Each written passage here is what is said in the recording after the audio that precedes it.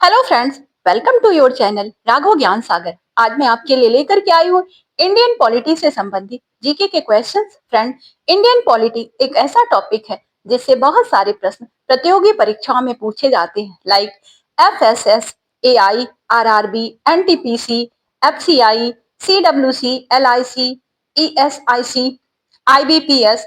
Almost सभी exams में इस तरह के प्रश्न पूछे जाते हैं फ्रेंड्स। तो ये प्रश्न जो है भारतीय राजनीति से संबंधित जीके के प्रश्न आपके लिए बहुत महत्वपूर्ण है। आइए चलते हैं क्वेश्चन की तरफ, देर न करते हुए। क्वेश्चन नंबर 1 आपकी स्क्रीन पर है। अखिल भारतीय महासंघ स्थापित करने का प्रावधान शामिल किया गया था। ए, भारत सरकार अधिनियम 1935 में। बी, अगस्त प्रस्ताव 1940 में। सी, कैबिनेट मिशन प्रस्ताव 1946 में। डी, भारत सरकार अधिनियम 1919 में। अखिल भारतीय महासंघ स्थापित करने का प्रावधान शामिल किया गया था भारत सरकार अधिनियम 1935 में। नेक्स्ट क्वेश्चन, भारतीय को वर्ष 1947 में सार्वभौम सत्ता सौंपने की योजना निम्न में से किस नाम से जानी गई? भारतीयों होना चाहिए, भारतीय है। ए, माउंटबेटन योजना। बी, माउंटबेटन योजना। बी है बेवेल योजना। सी, डूरंड योजना। डी, मिंटो मार्ले योजना। का सही आंसर है माउंटबेटन योजना। नेक्स्ट क्वेश्चन,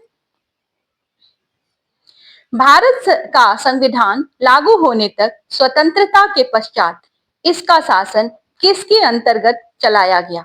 ए, इंग्लैंड के संविधान के अनुसार। बी, भारतीय नेताओं के परामर्श से बने कानून द्वारा। सी, 1935 के भारत सरकार अधिनियम द्वारा। डी, उपर्युक्त में से कोई नहीं। तो फ्रेंड्स, इसका सही आंसर है 1935 के भारत सरकार अधिनियम के द्वारा। नेक्स्ट क्वेश्चन,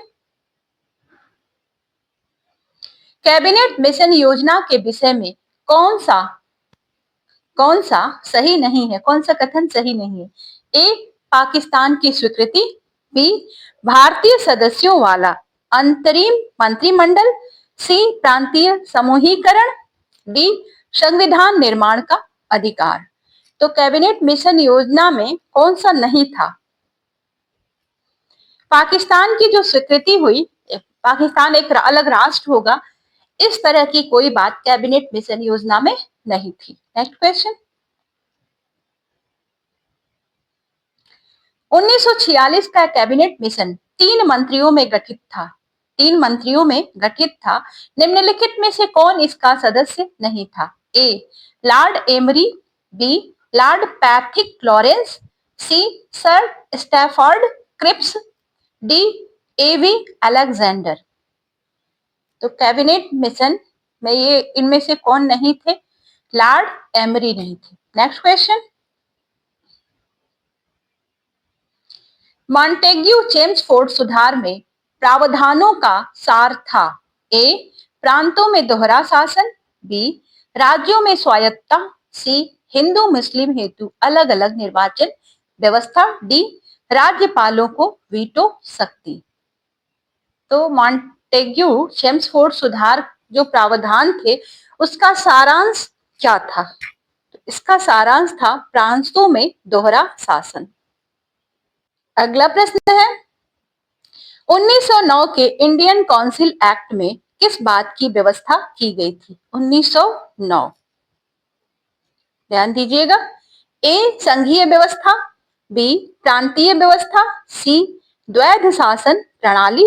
और डी, सांप्रदायिक प्रतिनिधित्व। तो 1909 के इंडियन काउंसिल एक्ट में व्यवस्था थी सांप्रदायिक प्रतिनिधित्व की। अंग्रेजों ने हमें बांटने के लिए संप्रदाय के आधार पर बांटने का प्रयास किया भारतीयों को। 8वां है, मुसलमानों के लिए अतिरिक्त निर्वाचक मंडल प्रारंभ में किसके द्वारा लाया गया था? ए, मॉन्टेग्यू चेम्सफोर्ड सुधार 1919। बी, भारत सरकार अधिनियम 1935। C, Cripps mission 1942। D, Morley Minto सुधार 1909। तो फ्रेंड्स, इसका सही आंसर है मार्ले मिंटो सुधार 1909। इसमें मुसलमानों के लिए अतिरिक्त निर्वाचक मंडल की व्यवस्था की गई थी। मार्ले मिंटो सुधार बिल किस वर्ष पारित किया गया? ए 1911, बी 1920, सी 1905 1905 और डी 1909 या 1909। तो ये मार्ले मिंटो जो सुधार बिल था, ये कब आया? ये सुधार बिल कब पारित किया गया, किस वर्ष में?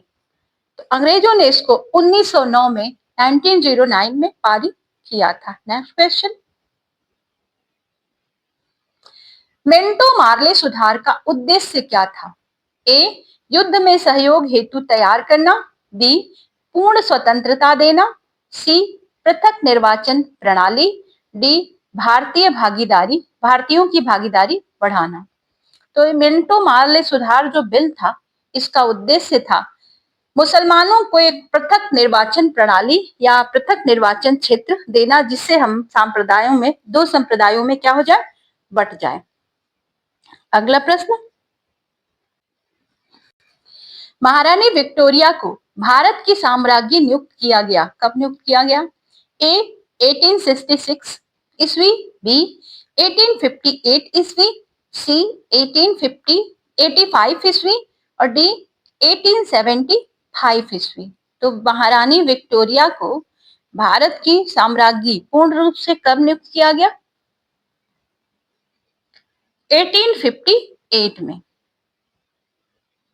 आप इस बात से याद रखिएगा कि 1857 में प्रथम क्रांति हुई मंगल पांडे जी द्वारा, और उसके एक साल के बाद महारानी विक्टोरिया को भारत की साम्राज्ञी नियुक्त कर दिया गया 1858 में। अगला प्रश्न है, भारत के गवर्नर जनरल को किस एक्ट के द्वारा अपनी समिति के निर्णयों को अस्वीकार करने का अधिकार मिला? ए 1786 का अमेंडमेंट एक्ट, बी 1773 का रेगुलेटिंग एक्ट, सी 1813 का चार्टर एक्ट, डी 1784 का क्विट इंडिया एक्ट। तो गवर्नर जनरल को किस एक्ट के द्वारा समिति के निर्णयों को अस्वीकार करने का अधिकार मिल गया? ये है अमेंडमेंट एक्ट, 1786 का अमेंडमेंट एक्ट आ गया। अगला प्रश्न, रेगुलेटिंग एक्ट पारित किया गया ए 1793 ईस्वी में, बी 1785 ईस्वी में, सी 1771 ईस्वी में और डी 1773 ईस्वी में। रेगुलेटिंग एक्ट, इस एक्ट को पारित किया गया 1773 में, रेगुलेटिंग एक्ट। नेक्स्ट क्वेश्चन, निम्नलिखित में से किस अधिनियम द्वारा भारत के गवर्नर जनरल को अध्यादेश जारी करने की शक्ति प्रदान की गई? ए भारतीय परिषद अधिनियम 1861, बी चार्टर एक्ट 1833, सी भारतीय परिषद अधिनियम 1892 और डी है भारतीय परिषद अधिनियम 1909। तो किस अधिनियम के द्वारा गवर्नर जनरल को अध्यादेश जारी करने की शक्ति मिल गई? इसका सही आंसर है भारतीय परिषद अधिनियम 1861, 1861। बी आर अंबेडकर और महात्मा गांधी के मध्य सन 1932 में हस्ताक्षरित पूना समझौते में प्रावधान था, क्या प्रावधान था? बी आर अंबेडकर और महात्मा गांधी के मध्य एक पूना पैक्ट हुआ था फ्रेंड, एक समझौता हुआ था। तो इस समझौते में था क्या?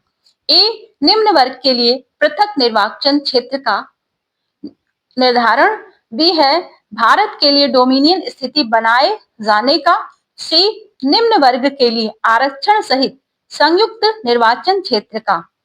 और डी है मुसलमानों के लिए पृथक निर्वाचन क्षेत्र का।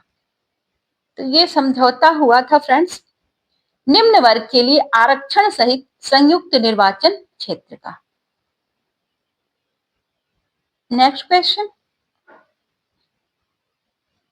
निम्न में से किस अधिनियम ने केंद्र में द्वैध शासन प्रणाली को स्थापित किया? ए भारत शासन अधिनियम 1991, बी भारत शासन अधिनियम 1935, सी भारत परिषद अधिनियम 1909, डी भारत परिषद अधिनियम 1989। तो द्वैध शासन प्रणाली को स्थापित करने वाला जो नियम था 1935 का भारत सरकार अधिनियम था। संघीय प्रणाली का पहला प्रयास भारत सरकार अधिनियम किसके द्वारा किया गया था? ए 1919, बी 1909, सी 1935, डी इनमें से कोई नहीं। का सही आंसर है 1935। नेक्स्ट क्वेश्चन, किस अधिनियम की प्रमुख विशेषता प्रांतीय स्वायत्तता थी? ए 1858, बी 1935, सी 1904 और डी 1929। तो ये कौन सा अधिनियम था दोस्तों जिसकी प्रमुख विशेषता जो थी प्रांतीय स्वायत्तता थी? का सही आंसर है 1935 का अधिनियम। प्रांतों को स्वायत्त शासन की व्यवस्था दे दी गई। भारत में सचिव का पद किसके द्वारा निर्मित किया गया था? ए भारत सरकार अधिनियम 1858, बी मार्लेमेंटो सुधार 1909, सी भारतीय परिषद अधिनियम 1861, डी मॉन्टेग्यू चेम्सफोर्ड सुधार। तो सचिव का पद निर्मित किया गया था भारत सरकार अधिनियम 1858। अगला प्रश्न है, 1922 ईस्वी में निम्नलिखित में से किसके द्वारा उद्गार व्यक्त किया गया कि भारतीय संविधान भारतीयों की इच्छा अनुसार होगा? ए बाल गंगाधर तिलक, बी महात्मा गांधी, सी गोपाल कृष्ण गोखले, डी मोतीलाल नेहरू। का सही आंसर है महात्मा गांधी ने कहा था कि भारतीय संविधान भारतीयों की इच्छा अनुसार होगा।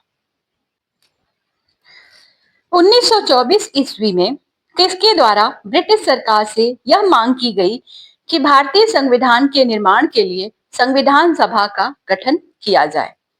ए गोपाल कृष्ण गोखले, बी एम.एन. रॉय, सी महात्मा गांधी, डी मोतीलाल नेहरू। तो किसने ये डिमांड की? मोतीलाल नेहरू जी ने। संविधान सभा के विचार का औपचारिक रूप से प्रतिपादन किसके द्वारा किया गया? ए महात्मा गांधी, बी मोतीलाल नेहरू, सी एम.एन. राय, डी जवाहरलाल नेहरू। औपचारिक रूप से प्रतिपादन किया गया फ्रेंड्स एम.एन. रॉय द्वारा। अगला प्रश्न है, संविधान सभा को किसने मूर्त रूप प्रदान किया? ए जवाहरलाल नेहरू, बी महात्मा गांधी, सी एम.एन. रॉय और डी मोतीलाल नेहरू। इसका सही आंसर है संविधान सभा को मूर्त रूप जवाहरलाल नेहरू ने दिया। अगला प्रश्न, कांग्रेस ने किस वर्ष किसी प्रकार के बाह्य हस्तक्षेप के बिना भारतीय जनता द्वारा संविधान के निर्माण की मांग को लेकर प्रस्ताव पारित किया था? ए 1931 ईस्वी, बी 1936 ईस्वी, सी 1942 ईस्वी, डी 1928 ईस्वी। तो ये प्रस्ताव जो संविधान के निर्माण की मांग का प्रस्ताव था ये पारित 1936 में किया गया।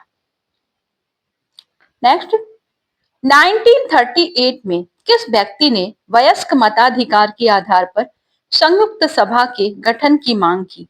ए सुभाष चंद्र बोस, बी वल्लभ भाई पटेल, सी महात्मा गांधी, डी जवाहरलाल नेहरू। वयस्क मताधिकार के आधार पर संविधान सभा के गठन की मांग जो की जवाहरलाल नेहरू जी ने की थी।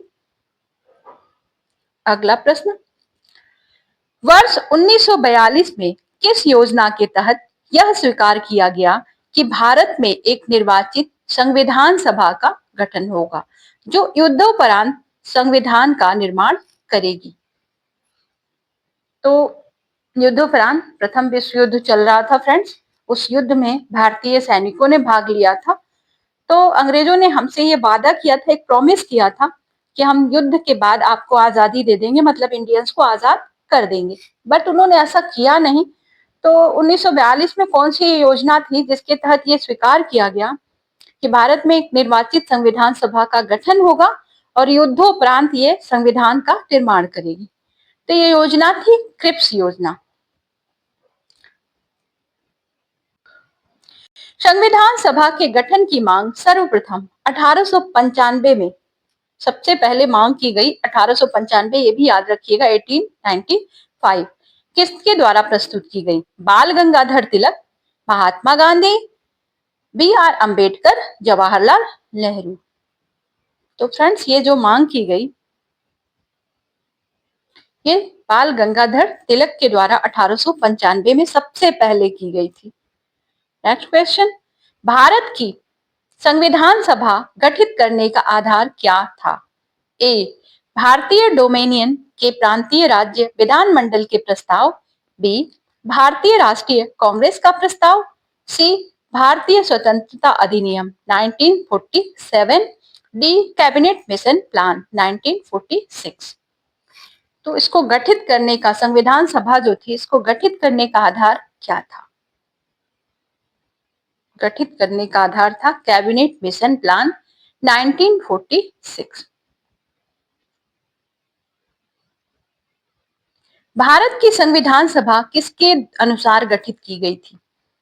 ए, कैबिनेट मिशन योजना, बी, साइमन आयोग का प्रस्ताव, सी, माउंटबेटन योजना, डी, क्रिप्स प्रस्ताव। तो अभी इसको हम देख चुके हैं, कैबिनेट मिशन योजना। नेक्स्ट क्वेश्चन, सन 1936 में भारतीय राष्ट्रीय कांग्रेस द्वारा संविधान सभा के गठन की मांग कहां पर हुए अधिवेशन में रखी गई? तो ये अधिवेशन की बात कर रहा है, क्योंकि कांग्रेस का कौन सा अधिवेशन था जहां संविधान सभा के गठन की डिमांड कांग्रेस के अधिवेशन में रखी गई? वो कौन सा अधिवेशन था, किस जगह पर हुआ था? तो ये फैजपुर में अधिवेशन हुआ था फ्रेंड्स, जहां पर संविधान सभा के गठन की मांग रखी गई थी। कैबिनेट मिशन योजना के अनुसार संविधान सभा में कुल कितने सदस्य होने थे? संविधान सभा में कुल कितने सदस्य होने थे? तो 389। प्रस्तावित मूल संविधान में कुल सदस्यों का विभाजन किस प्रकार होना निश्चित हुआ था? ए, मुख्य कमिश्नरी क्षेत्र के 4 प्रतिनिधि, बी, ब्रिटिश प्रांतों के 292 प्रतिनिधि, सी, देसी रियासतों के 93 प्रतिनिधि और डी, उपर्युक्त सभी। तो इसका आंसर जो है फ्रेंड्स उपर्युक्त सभी होगा। नेक्स्ट क्वेश्चन,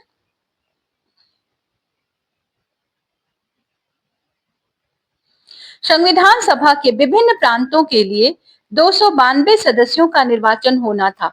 इनमें से कांग्रेस के कितने प्रतिनिधि निर्वाचित होकर के आए?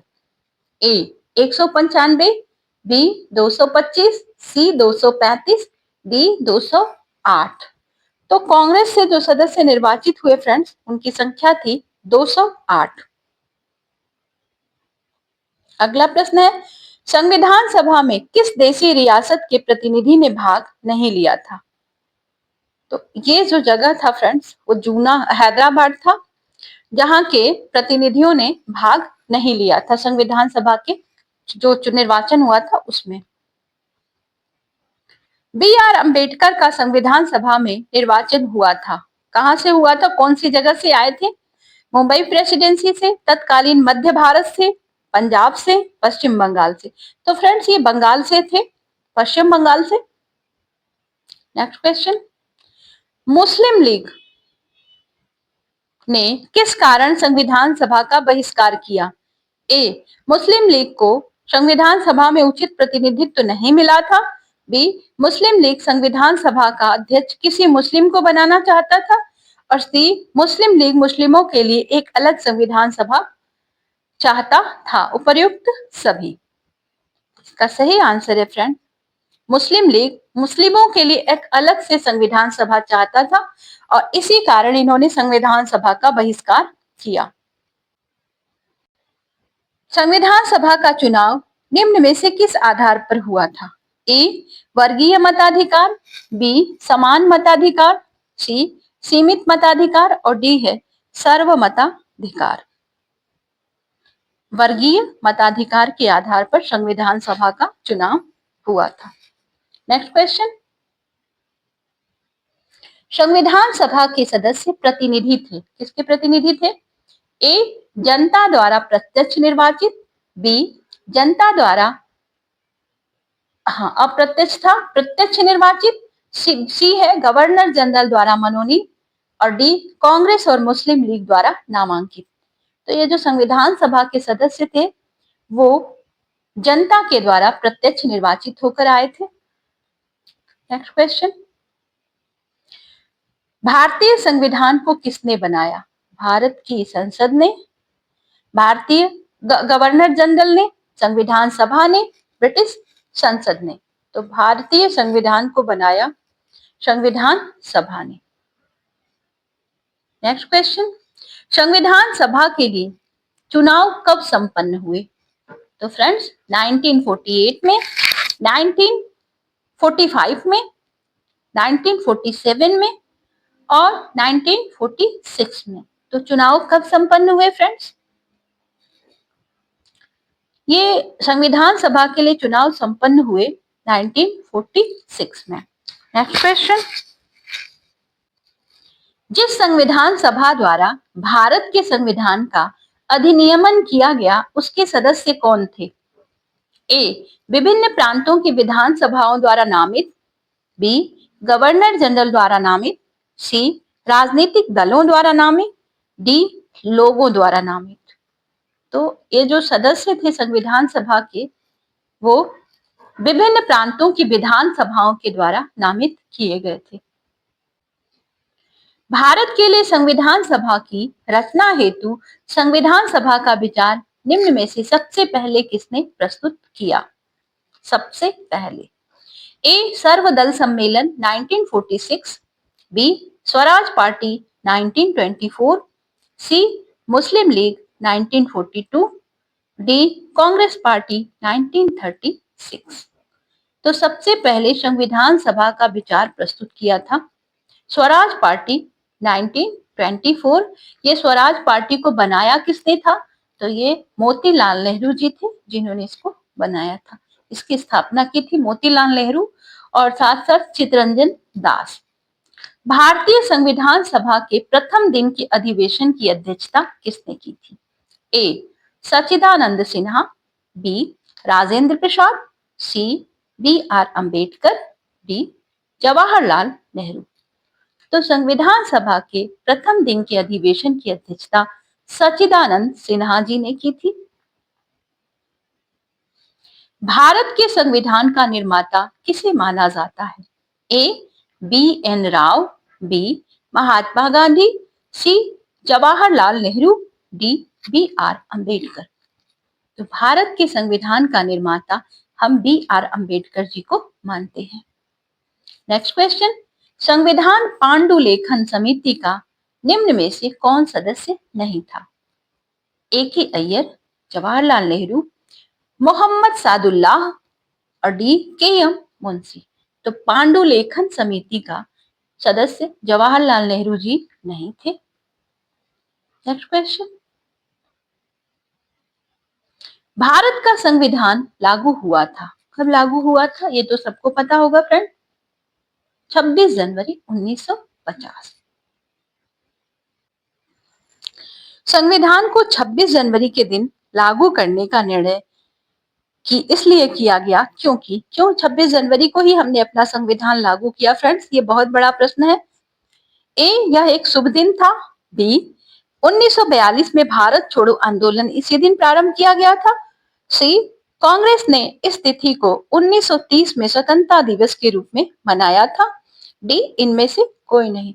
तो फ्रेंड्स, ये 26 जनवरी जो है, 26 जनवरी को ही 1930 में कांग्रेस ने स्वतंत्रता दिवस के रूप में सेलिब्रेट किया था। इस वजह से उसी समय ये तय किया गया था, कांग्रेस के जो नेता थे उन्होंने तय किया था कि जब भी देश आजाद होगा तो हम 26 जनवरी के दिन अपने संविधान को लागू करेंगे। इस वजह से कांग्रेस ने इस तिथि को 1930 में स्वतंत्रता दिवस के रूप में मनाया था। नेक्स्ट क्वेश्चन, भारतीय संविधान सभा में महिला सदस्यों की कुल संख्या कितनी थी? 10, 12, 15, 17। तो फ्रेंड्स, संविधान सभा में महिला सदस्यों की संख्या 15 थी। दोस्तों, अगर आपको ये वीडियो पसंद आई हो तो मैं आपसे कहूंगी लाइक, शेयर, सब्सक्राइब जरूर करें। मिलते हैं आपसे नेक्स्ट वीडियो में। तब तक के लिए good bye. Thank you for watching.